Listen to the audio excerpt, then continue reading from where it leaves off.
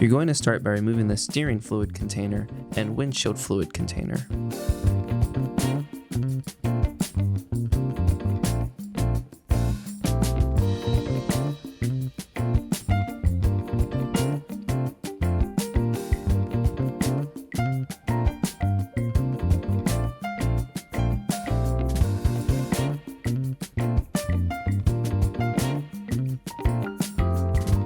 Squeeze tab and pull down to release connector.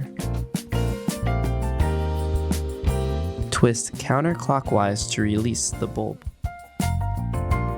Plug in the new bulb and twist counterclockwise to secure into place.